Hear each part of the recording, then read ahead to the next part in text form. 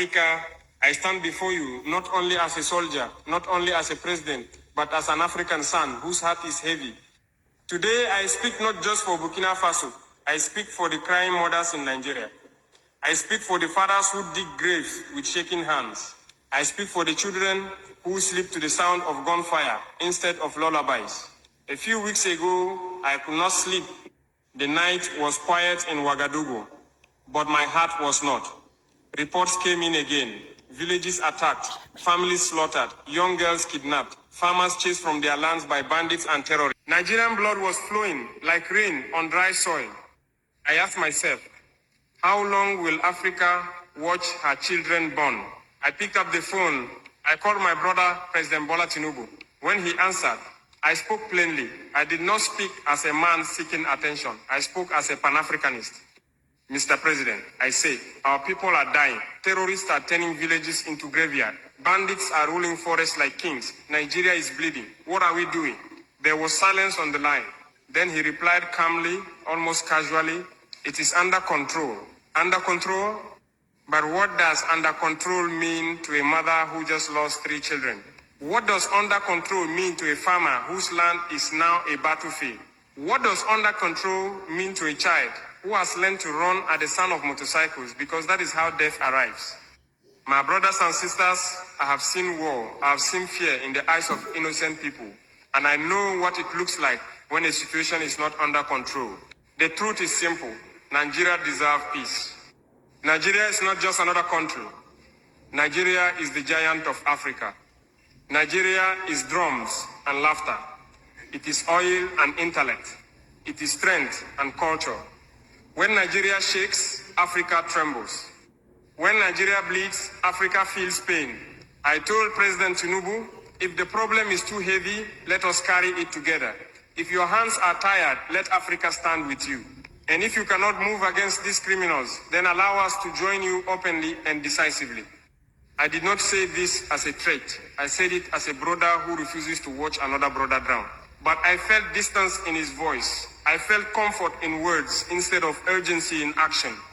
Outside my office window that night, I could hear young soldiers training, boots striking the ground, determined, focused, ready to defend their homeland.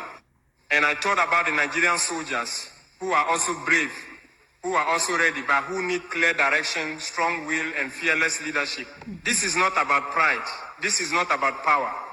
This is about a little girl in northern Nigeria who wakes up screaming because she saw men with guns take her father away. This is about a young boy who should be in school, but now holds fear in his heart instead of books in his hands. This is about villages that once had weddings and music, now silent except for the wind blowing through burnt houses. Africa must stop pretending. We cannot hold conferences while our people are buried. We cannot make speeches while our people are hunted. We cannot smile for cameras while our continent is wounded.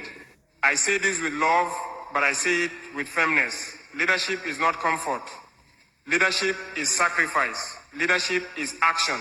Nigeria does not need statements. Nigeria needs security.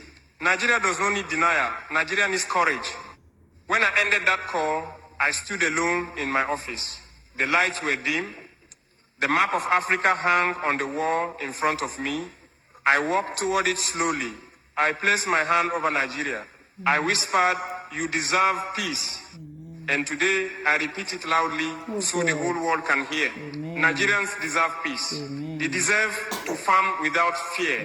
They deserve to travel without checkpoints of terror. They deserve to send their children to school and expect them to come home alive.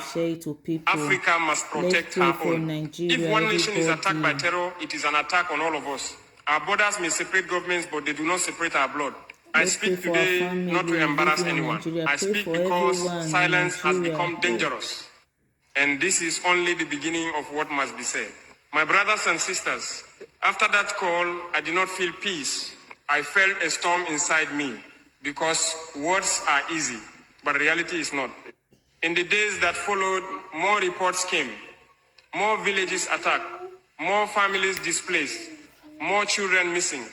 The forests of northern Nigeria have become places of fear. The roads have become traps. The night has become an enemy.